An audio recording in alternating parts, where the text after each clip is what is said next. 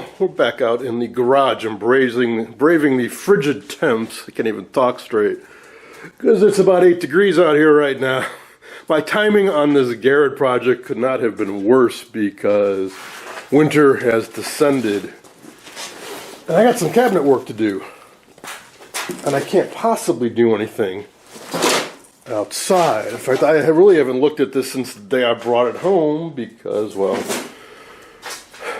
life and the weather. But there's some stuff we can do. In particular, what I want to look at right now is the doors. I noticed something when I was reviewing the photos I took when I picked the set up. And fortunately, we got some damage to deal with. Now, on the positive, I can do this inside, I'm pretty sure. So, the doors, the gorgeous doors, beautiful veneer, about twice as thick or more is what you'd buy these days. But it has delaminated. It's curving out, and at the end, there's a pretty big gap there all around. The lacquer is in fantastic condition for the most part. I do not want to refinish these doors. It'd be a lot of work to do all the grain filling on. And again, I can only do so much until the weather gets warmer, but the convention is the first weekend in May, I believe. So I'm going to have a very narrow window, depending on whether I have to rely. I hope that in March, April, it gets warm enough that I can do some work out in the garage. I want to put some caster wheels on this thing too, and I got some repair work to do. One of the feet broke off. Oh, but I'm getting way ahead of myself. What I want to do is get both these doors off. They both have the same problem. I think it's just on the outside. The last 2 inches or so have separated and started curving up. The plan is to get the doors out, get them inside, wait a while for them to get up to full room temp, and then glue and clamp it down while not damaging the finish. And check this out too. Take a closer look at this inside, but see these marks? I think these are solid pieces of wood that wide, maybe solid mahogany running top to bottom. Just, they've used half a dozen boards, butted up and then glued and clamped them together. That's why this thing's so heavy. It's made out of real wood. Alright, so I'm going to move some boxes, and then I got to see how are these actually attached and get them off. And I can finally show you the door pulls. I do have both of them. I got to find the one that was missing. I'm so glad the owner still had it, but now I'm not sure where I put it. I didn't want to do it, but I popped open the main door so I get some more light, but it lets all the cold in. So here's how the hinge goes. I've dealt with these before. 2 screws here, 2 on the bottom. Alternately, you can remove them from the main cabinet. 2 screws up there, 2 down there. I think I'm going to go with that option. And this type of hinge allows you to completely swing it around, so when you're watching the set, it'll be like that. And I suspect when it's in the museum, they'll do that too, because they're going to have sets next to it. As I mentioned, we do need to do some repair work on the bottom, which I can't do till the spring. There's the door bolts. We got finish lost on there, and one of the feet broke off, and I want to try installing some heavy-duty caster wheels. Should make this a lot easier to move around. There we go, got one of them off. That's enough for now. I need to do the other one another time. I can get a better look at the issue right there. Let's go inside. It's freezing.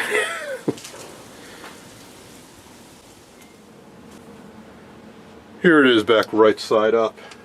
Here are the 2 poles. I'm missing one of the screws, and again, they don't really make screws like this anymore. Unless maybe for furniture. So it has a cross on it, but it's not a Phillips head screw. It's 2 shallow cuts going X-wise. You do commonly see these on furniture, I think, because they have a low profile head on the other side. So let's look at how this was made. The outer part is definitely made, well, like they would do fine furniture or a picture frame, where it's 4 solid pieces of wood, 45-degree angle in the corners, with the center board. And it's apparent from this side that center board is made up of 1, 2, 3, 4, 5 pieces of wood, And then this absolutely gorgeous, exotic hardwood flame mahogany, old growth forest kind of stuff. You have a very hard time finding this these days. And that is some really thick veneer. 1/16 of an inch thick, I'd guesstimate. Maybe a little thicker compared to stuff now, which is, geez, not quite as thin as a sheet of paper, but it's thin. And yeah, this is a piece. It's not strips. So this was a huge tree. You get these awesome swirly patterns, and it'll look so much better when this is all cleaned up. But before I do that, I need to glue and clamp and repair it.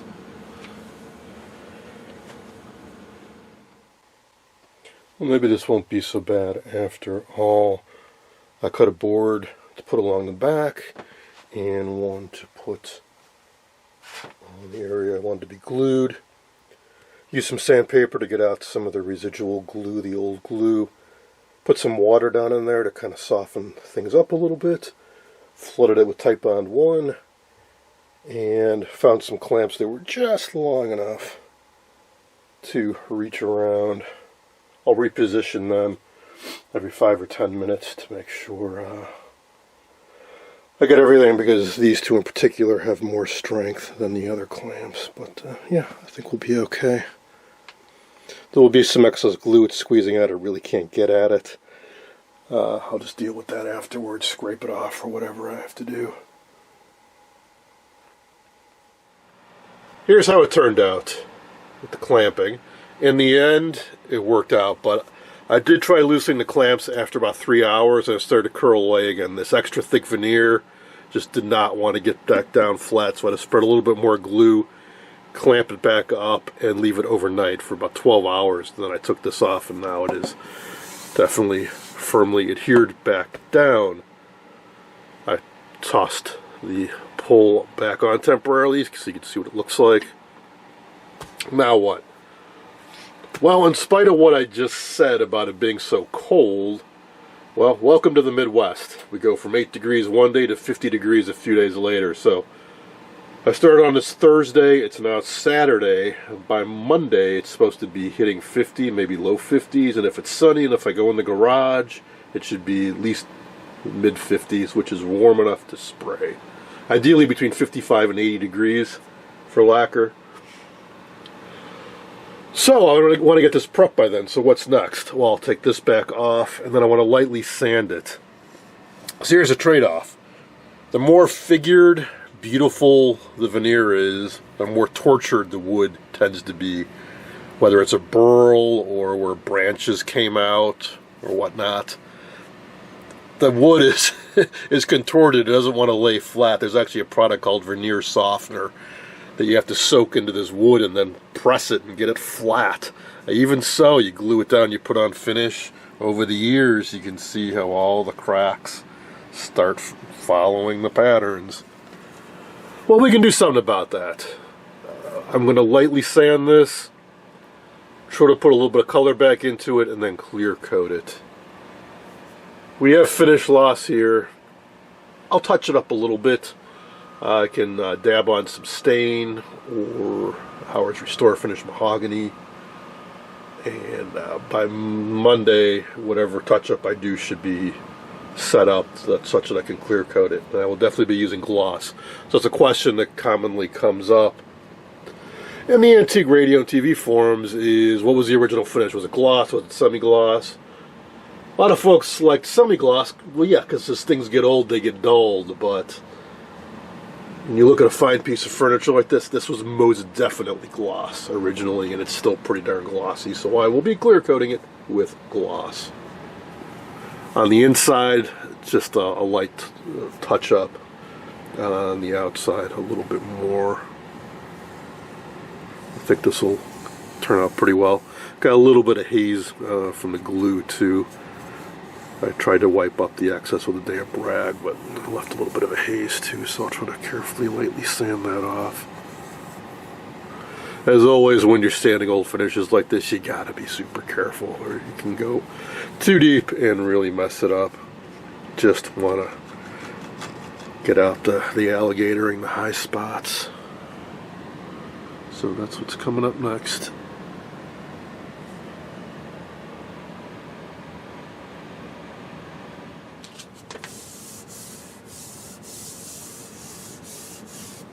That's about got it.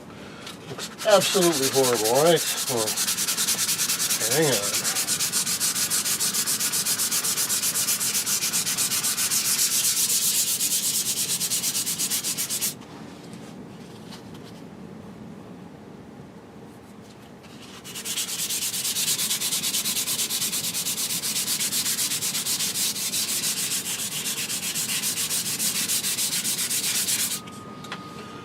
Looks absolutely horrible, right? Hang on. So, microfiber cloth. Still got more to do, but I want to give you a little taste of what's to come. I'm going to use this Varathane Classic Red Mahogany,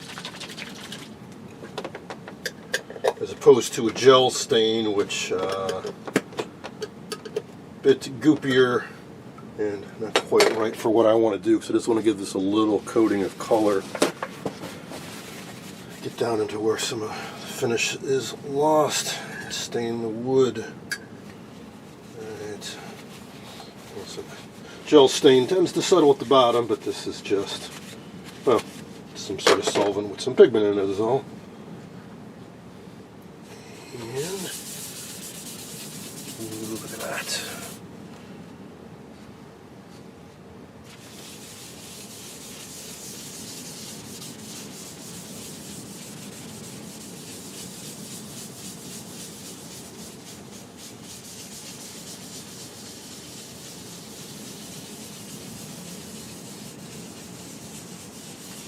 And if you think it may have been contaminated by furniture polish, some with silicone oil, put a sealer coat of shellac on it first.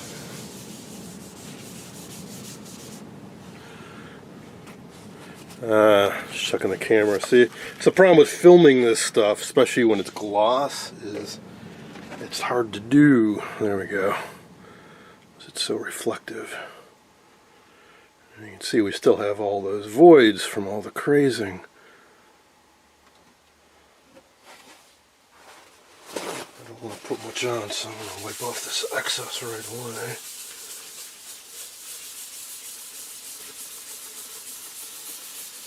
General idea being, nicks and dings stand out less if you make them dark as opposed to light, and the underlying wood is lighter color. So by getting the darker color down into the problem areas, they are far less noticeable.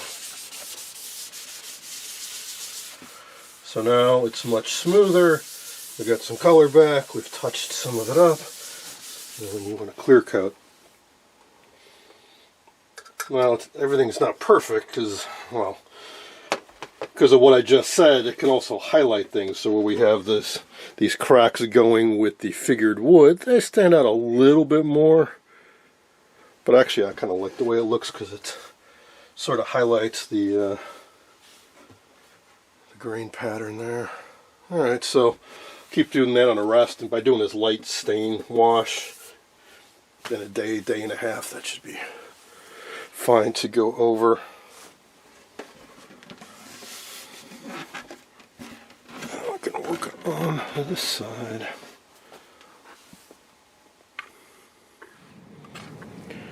Alrighty, it's got it.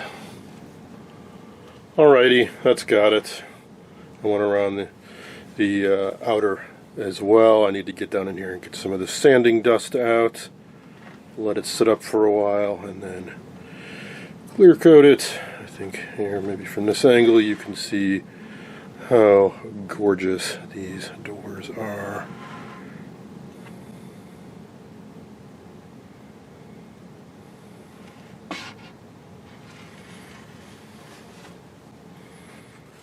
Here it is after the first coat of fresh gloss lacquer. It's already looking way better. However, afterwards I did notice that some of the glue, the fresh glue, had oozed out. So I'm chipping away at it now. I'm just about done. I'll put some fresh color down in this seam and then proceed. I'll do a little bit of light sanding and put on another couple coats.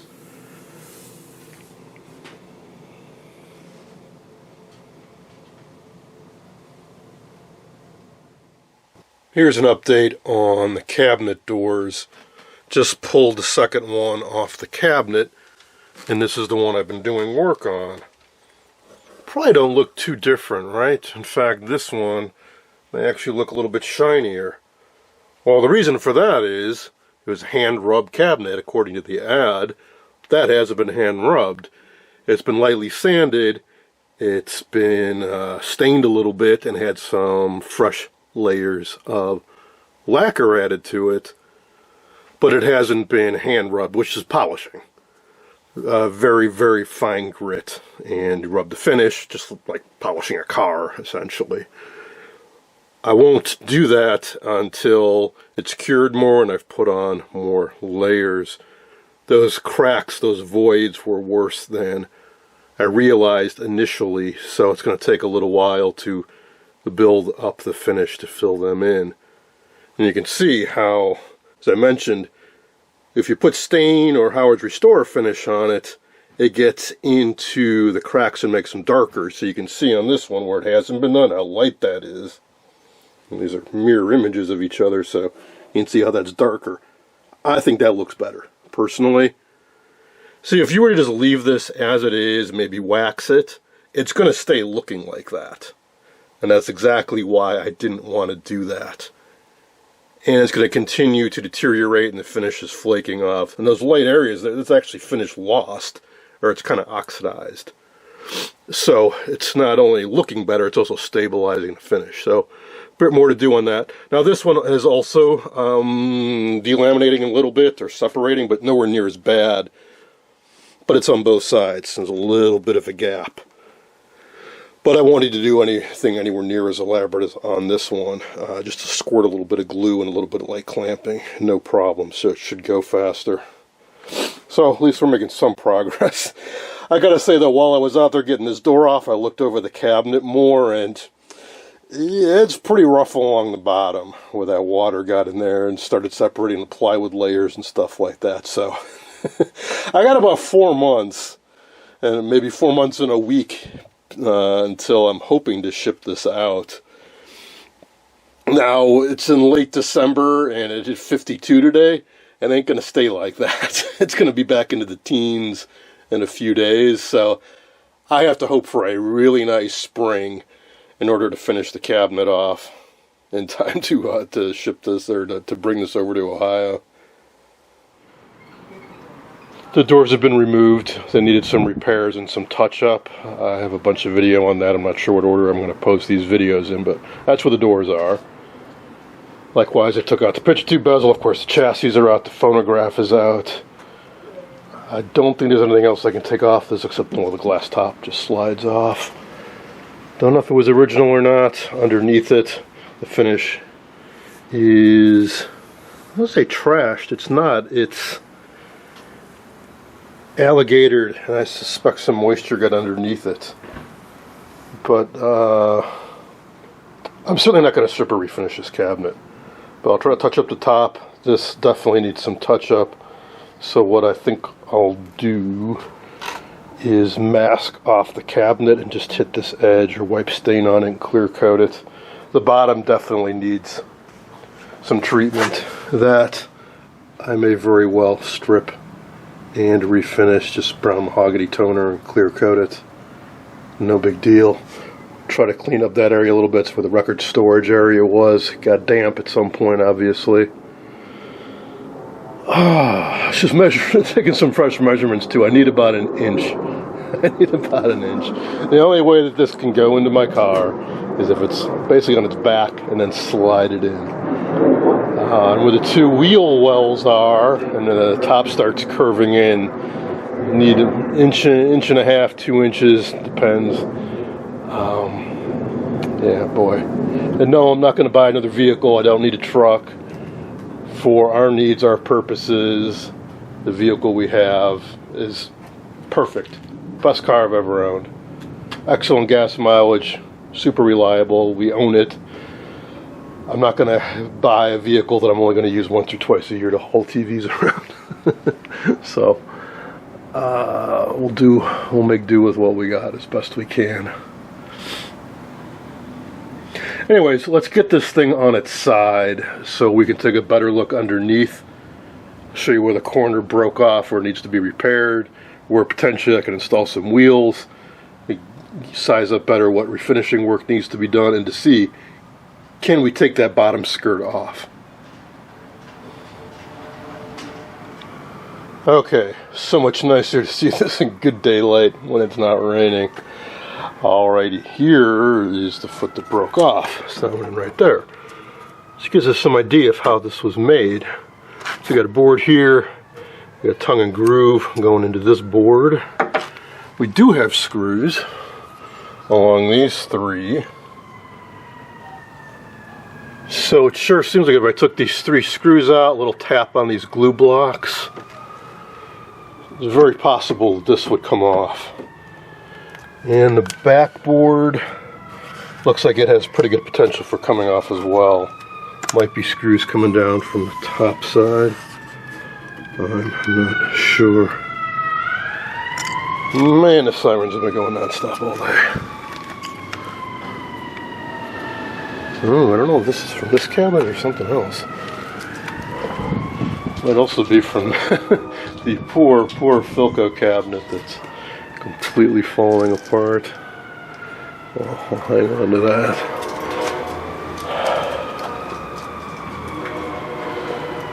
So we can get probably both sides off without too much drama. Quite possibly the back, which leaves the front. Just occurred to me too, if I can get these off, I can refinish them far more easily than having to mask off the rest of the cabinet. Now, I'm sure this is boring to some of you, but I thought you might like to hear my thought process. Plus, if you want to start going to conventions and shows and wheel and deal, buy and sell, the logistics are very important. And you gotta know like what you can handle, what you can take on, and that kind of thing. And transporting these sets is key. And most cars can't handle them, even these guys. But again, that's why I like my Honda HR-V so much, is up until this, every single set I have fit in my car. And I transported basically all of them here by myself. 1, 2, 3 at a time. Like both the Munts and that 16-inch porthole fit with no problem. CTC5, no problem. But you get the big combo sets, yeah, then it's a problem. Well, I lost daylight, but I kept going by flashlight. And pretty easily as I was able to take off one of the sides. I removed these 3 screws through the bottom, and a couple taps and the glue blocks came off, and then just a little bit of tugging and the whole side came off. It is tongue and grooved, but as I suspected from moisture getting in here, the glue is just not really doing anything anymore. The back seems like it's got some give to it. I'm not too worried about that coming off. Plus, it's on the back. I can use a bit more force there. So I expect the other side will come off like this side did, which leaves the front. I'm not entirely sure how it's attached, but it's pretty solid. Of course, we got the glue blocks, which I can knock off. And I can see its tongue and groove down in there, so maybe it's just a matter of tapping it from the back side. There might be some screws down the front, but I don't think so. I don't think so. Or along here. And yeah, it is all one piece of wood. And I was speculating earlier, but yeah, that is one hunk of wood that they milled the molding into. So it's awesome. I mean, if I can get all these off, because yeah, obviously I can transport them readily. I can refinish these to my heart's content down in my workshop, and reassembly shouldn't be too hard on site. So I plan on getting there on Thursday. The main event is Saturday, but they do have me, I believe, scheduled for Friday afternoon to reassemble this, install the picture tube, make the final adjustments and all that, kind of in the main warehouse area where the auctions are normally held and stuff like that. So I'll try to set up my camera and get it, but the museum will probably record it themselves, so maybe I won't need to. But yeah, apparently I am the main attraction this year, so if you can make it out, you will get to see this come back together and come back to life. Alright, next day now, weather is still holding, but it gets to snow tomorrow, so welcome to the Midwest. 50-degree temperature swings are not normal in the spring. Alright, I got 3 of the 4 sides off without too much trouble. You can definitely tell this side of the cabinet got wet, not only from the damaged finish, but the odor, because I've been using a heat gun, as per one of your suggestions, to help loosen up the old glue. See his backboard too, how discolored it is. This stuff got wet, maybe repeatedly, so when you heat it up, yeah, it's got an interesting aroma.